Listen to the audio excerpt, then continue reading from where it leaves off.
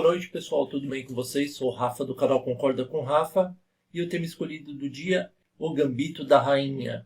Ela é uma minissérie de 7 episódios, ela tem em torno de 6 horas e 33 minutos e o gênero dela é de drama. A nota no IMDb dela é bem alta, ela tem em torno de 8.8 de 10. Vou falar um pouco agora sobre o autor da minissérie. O autor dela é o Scott Frank, que ele é mais conhecido pelo filme Logan, o último do Wolverine, e também Alan Scott, que é mais conhecido por Kon-Tiki. Agora eu vou falar um pouco sobre os atores mais conhecidos. O protagonista é a Anya Taylor-Joy, o Beth Harmon, e ela é mais conhecida pelo filme A Bruxa. E aí temos Harry Melling, que é o Harry Beltic. Ele é mais conhecido por fazer a franquia de filmes Harry Potter, onde que é o Dudley, né, o primo do Harry Potter. E por último, Bill Camp, Mr. Scheibel, que é um personagem muito importante para a minissérie.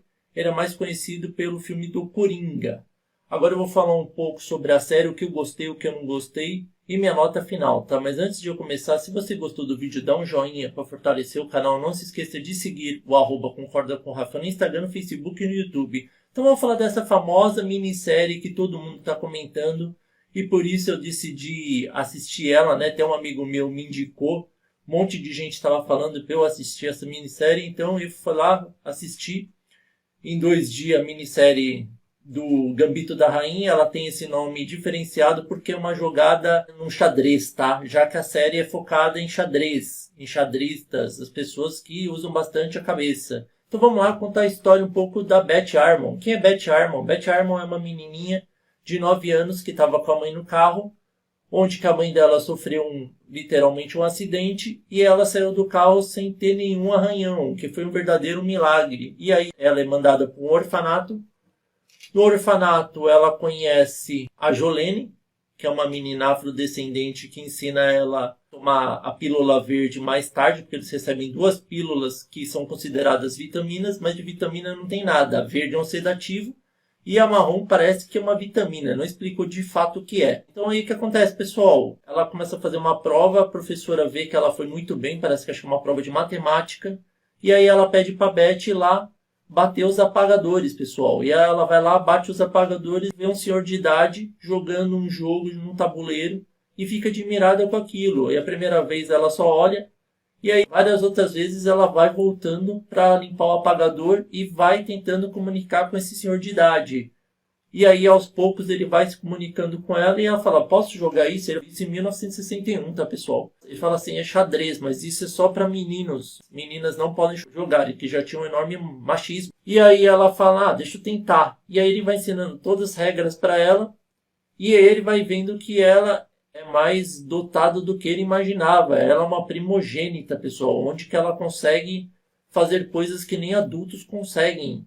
E aí a gente descobre o que, pessoal? Os enxadristas têm mania de refazer todas as jogadas na cabeça deles. E aí, quando ela toma esse sedativo, ela começa a ver todas as jogadas. Por isso que é importante falar sobre esse sedativo, que é tipo um calmante, que faz com que ela fique mais aguçada do que antes. Que ela fica uma inteligência maior, já que ela consegue ver todas as jogadas, os efeitos são muito legais. Passa algum tempo, alguns anos, a gente vê que esse sedativo foi proibido. E ela fica desesperada, pede para a amiga Jolene arrumar alguns para ela.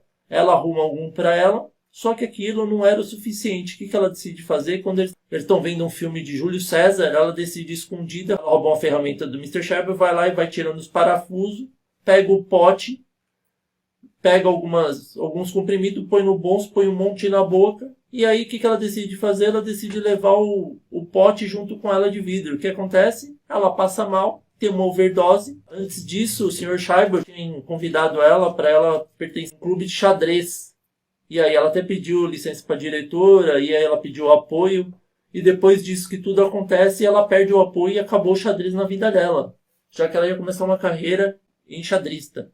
E aí, passado alguns anos, um monte de meninas foram adotadas, menos a Jolene e a Beth Harmon, que deve ter ficado esse boato que ela era viciada nesse sedativo, ou nunca deixaram ela ser adotada de fato. Até que ela é adotada por um casal, adotada pela Alma e o Alston. Mas, na verdade, o Alston só fez a Alma adotar a Beth para ele ter alguma paz. Na época falaram que ela tinha 13 anos, mas ela tinha muito mais de 13. Ela devia ter uns 17 já nessa época. E ela continua a obsessão dela pelo xadrez, começa a sofrer bullying na escola e começa a mergulhar de vez no xadrez. Ela rouba uma das revistas, pegando um jornal e enganando um vendedor de uma mercearia, e ela começa a estudar as jogadas e fica admirada. E aí o que acontece? O que era previsto, o Sr. Alston liga para a Alma, fala para ela que nunca mais vai voltar. E aí a Beth começa a entrar em competições de xadrez, só que ela não tem nenhuma classificação. Então ela vai enfrentando alguns que precisava de uma pontuação e ela enfrenta o tal Harry Belt, porque era um gênio. E quando que ela está numa batalha difícil contra ele, o que ela decide fazer? Ela vai até o banheiro, toma um daqueles sedativos, fica com a mente aguçada, vai lá, ganha dele e se torna a nova campeã da região. Só que ela não para por aí, principalmente que a mãe dela, a Alma, né, já que a outra mãe dela verdadeira morreu, ela começa a ficar admirada pelo talento da órfã, né, da filha que ela adotou. E a partir disso ela começa a apoiar a carreira dela, vai vendo que ela vai ganhando bastante dólares e vai apoiando cada vez mais, até que ela pede para a Beth se ela pode dar 10% do que ela ganha para ela como empresária. E ela fala que vai dar 15%. Só que o problema da mãe dela, pessoal, que além de tomar sedativo, ela é alcoólatra e fumante assídua. Então, ela vai fazendo com que a Beth, além de tomar o sedativo escondida, ela vá tomando bastante álcool, no geral, né, variados, e fumar bastante. E aí o que acontece? Ela vai iniciando a carreira dela, ela vai pro aberto de xadrez, e nesse aberto de xadrez ela humilha todo mundo e conhece um tal de Benny Watts. Benny Watts parece que é tão primogênito quanto ela. Ele é um gênio, só que ele não decide enfrentá-la nessa época. Anos depois, eles vão em Las Vegas e ela enfrenta ele pela primeira vez. Só que ele conhecia todas as técnicas dela e estudou bastante a adversária. Ou seja, ela só precisava de um empate para se consagrar campeã de Las Vegas. E ela não consegue, pessoal. Ela perde dele e eles são considerados co-campeões. Ou seja, o Benny e a Beth Harmon são os co-campeões do torneio. Não teve um torneio de fato, tiveram 2. Eles tiveram que dividir o prêmio. E aí ela é mandada para a Cidade do México. Na Cidade do México, ela vai ter que enfrentar um senhor que é considerado também um gênio desde criança, chamado Borgov, um russo. E quando que ela chega na Cidade do México, ela começa a ficar um pouco mais famosa e enfrenta ele na final. Só que o problema, pessoal, é que a mãe dela não aparece para ver ela porque ela estava doente. E aí ela fica desconcentrada, perde feio do Borgov e quando ela chega no quarto ela descobre que a Alma está morta. Ela morreu. Ela deve ter morrido de alguma overdose, de alguma coisa, de tanto que ela bebia e misturava as bebidas. Só que o problema é que no torneio de Las Vegas, esqueci de falar, ela ficou apaixonada por um repórter chamado Townes. Só que ela descobre mais pra frente que esse Townes, na realidade, ele não gosta de mulheres, ele gosta de homens, ele é gay. E ela fica com essa paixãozinha dela, até que depois ela perde a virgindade com um cara qualquer, só por perder assim, e começa a tentar regrar a vida, né? Só que quando que ela volta, depois que ela vai da Cidade do México, ela liga pro Alston, o Alston fala, a Alma morreu, tá, então você pode ficar com a casa, só que você paga hipoteca. Ela falou, tá bom, acha maravilhoso, só que ela chega lá, ela chega na casa, até que aparece quem ela menos imaginava, assim, Harry Belt, que aparece lá, joga um chaveco nela e fala que vai ajudar a ganhar do Borgov. E fala meus pêsames pela mãe e fala que ele vai trabalhar e estudar numa faculdade e ela chama ele para morar na casa, onde eles têm um caso rápido e ele percebe que ela é viciada nesse sedativo. Então ele vai vendo que ela vai se perdendo cada vez mais na vida, pessoal. E até que ele pega as malas, dá um verdadeiro fora nela e sai de casa.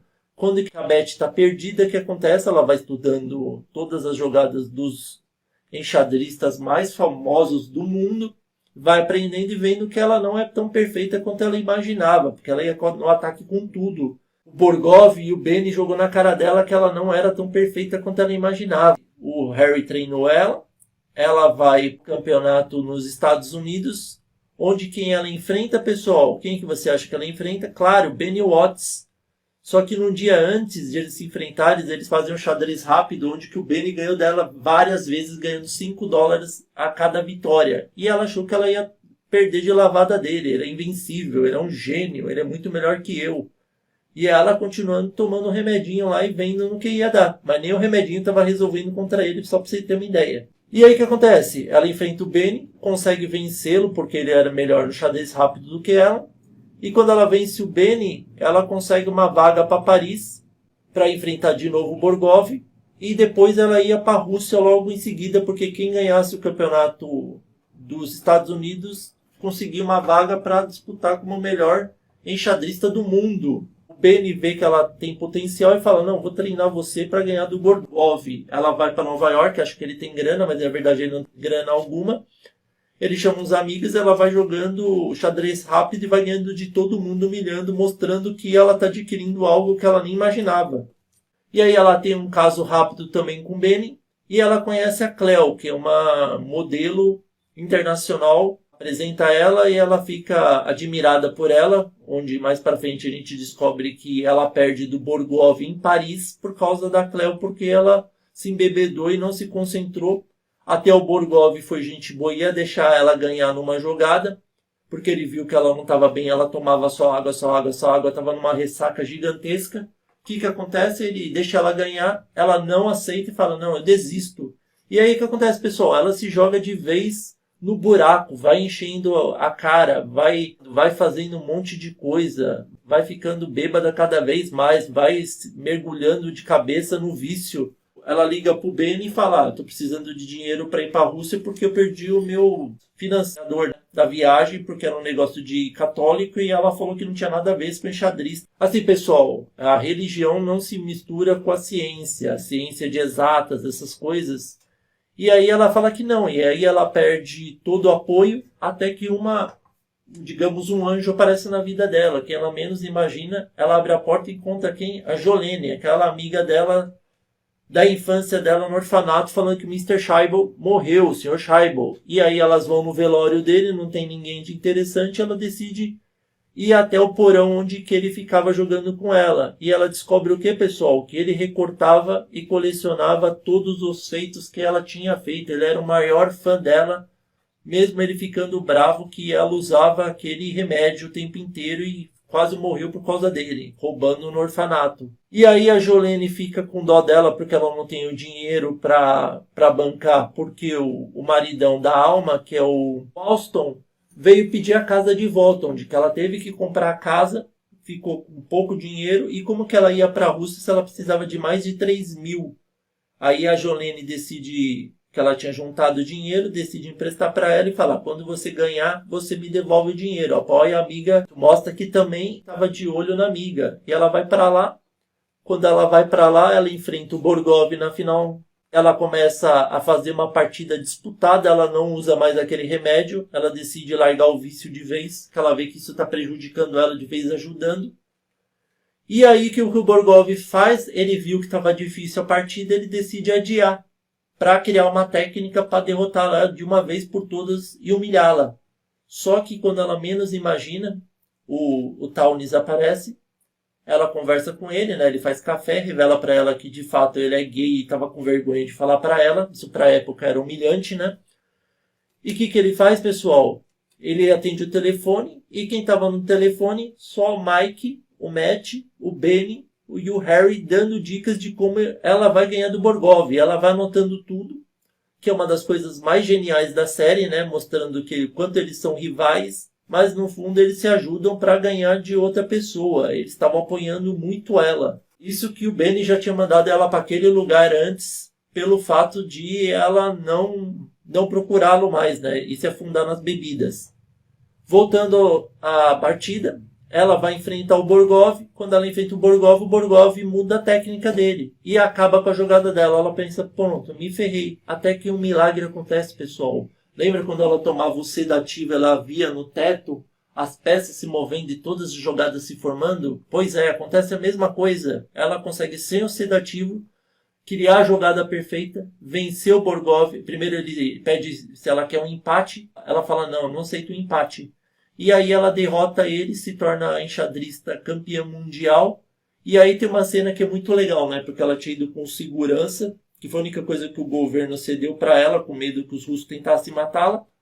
E ela tá lá, ela sai do meio do carro e vai numa praça na Rússia, onde tinha um monte de senhor de idade jogando xadrez. Ela chega lá e fala, não, Beth Harmon, é você, não sei o que. E ela se torna uma das pessoas mais famosas do mundo. E acaba a série dessa forma genial, espetacular, inacreditável.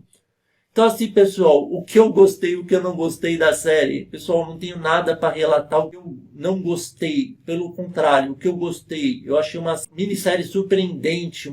Ela te vicia do início ao fim. São 7 episódios que dá em torno de 6 horas e 33, mas você assiste rapidão. A história é viciante. A atriz Anya Taylor-Joy evoluiu muito. A história, assim, é muito viciante, pessoal. Os efeitos das peças se mexendo, as jogadas. Eu que não sou muito fã de xadrez, eu gostei muito. E eu ouvi falar hoje que a procura por jogadas rápidas na internet aumentaram muito devido ao Gambito da Rainha. Ou seja, a série se tornou um fenômeno, que é mais do que merecido. A nota que eu dou para a série, pessoal, não é nada mais, nada menos do que um 10. E aí, vocês concordam ou não com o Rafa? Espero que vocês tenham gostado dessa análise longa, já que é muita coisa para falar e eu tive que meio que decorar até, ou estudar bem para fazer análise, tá? Novos inscritos, sejam bem-vindos. Inscritos recorrentes, continuem firmes. Essa semana ainda tem análise do filme do Bob Esponja, tá? Que tem a participação de Keanu Reeves. Então fiquem ligados, muito obrigado e até a próxima.